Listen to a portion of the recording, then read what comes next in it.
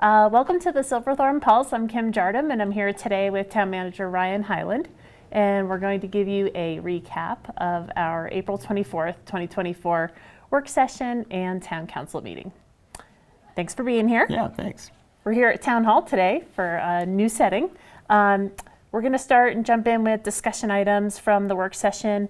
There was a bond discussion regarding the Recreation Center expansion, and this is a result of the April election ballot question that passed. Yeah, we're really pleased with the voter support that we received for the 2% lodging tax, and as we had said prior to that election, really the first order of business is the expansion of the Recreation Center.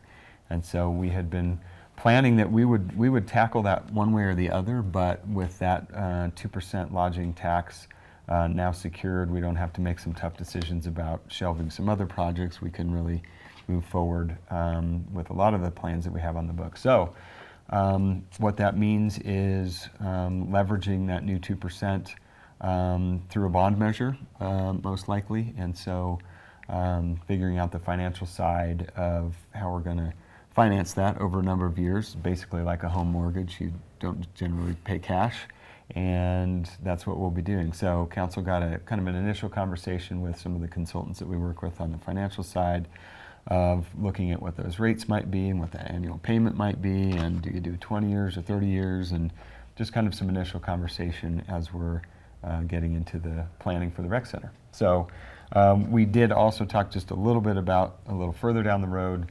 We'll have a similar conversation because we need to build a new police facility as well. But first order of business, rec center. So pretty exciting. That is exciting, definitely. Next up, we are in the midst of a sustainability strategic plan update, and the consultants that are working with the town on that came in to give an update on how things are going in terms of planning. Yeah, really just kind of a status update on some of the meetings that they've been having. We've got a survey that's been out online that folks can take, had an open house, and so just talking about the process, and I think also extending the process a little bit. It was feeling like we were going to try and wrap up maybe a little bit too quickly with our consultant, so pushing that out a bit. And yeah, hopefully everybody's had a chance to take that survey, but if they haven't, I encourage them to go to the website and check it out. Yes, unfortunately, I believe by the time we I'm air, too late. That it will be too late. It'll be close. Yes. All right. Well, Plenty hopefully of other... everybody, I think we've had over 400 responses, which is great. Yes, we have had a tremendous response. It's been fantastic.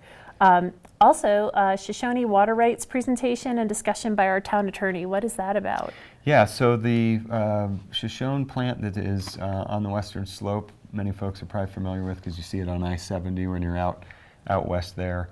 There's an opportunity to, in very short terms, preserve some water rights and basically have a collective purchase of that power plant. And kind of a west slope, really important matter versus some of the other basins. And anyway, your usual complicated water rights and water purchase, but the town attorney walking through what that might mean for Silverthorne and some potential opportunity for Silverthorne to participate financially.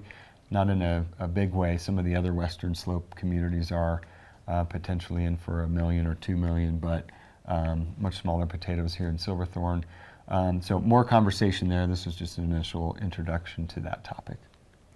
So then we moved into 2024 business grant recommendations. The council had an opportunity prior to work session to review our award recommendations for our 2024 business grants.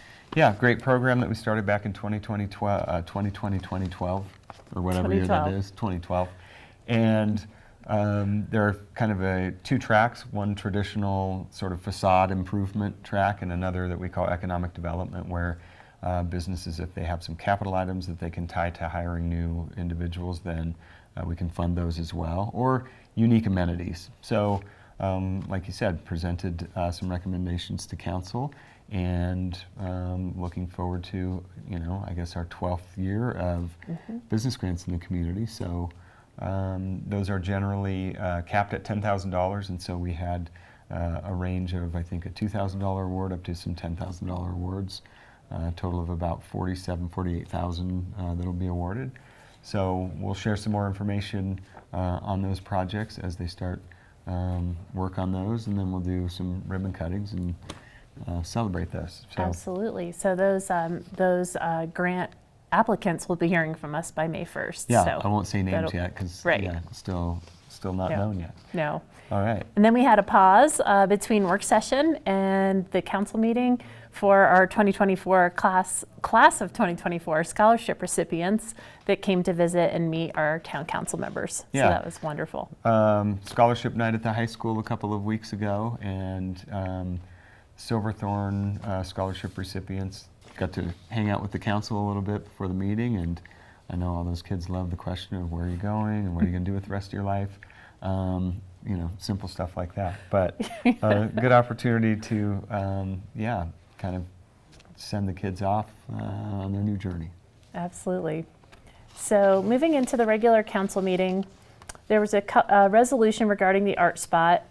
This is for the lease of some mezzanine space within the building. Seems like a regular housekeeping item here. We have a local artist that's been using that space. Just another lease. Then we had a couple items that are just routine as well, with contracts for summer construction, some road chip seal, and other work. And then we got into a preliminary site plan for North Shores. So kind of an interesting night for the town council in that they were wearing two hats on one particular item. So we started with that preliminary site plan, where they are wearing the hat as a land use review board, even though one of the parts of that development included potentially a town piece of property. So that's in the Riverfront Zone District, and proposal for a condo development, but then also some town units that would be for workforce. So they're wearing their land use hat and looking at, does that meet the code? And ultimately, on a 3-2 vote, it was decided that that does meet the code and that land use item could move forward.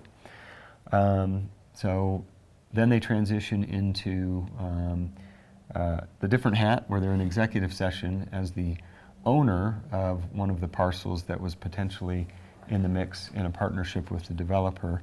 And when they looked at the kind of cost-benefit analysis of doing a little bit of land swap and partnering with the developer to bring that project to fruition, both market rate units and then on the town parcel, some workforce units, ultimately the council, after they got some background information on cost-benefit in the executive session, came out into the regular session and made the decision that moving forward with that partnership with the developer was not in the best interest of the town.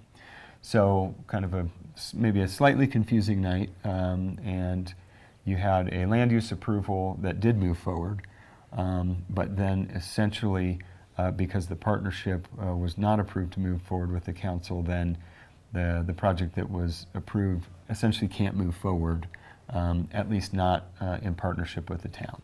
So we'll see, assuming the developer will come back and revise their plan.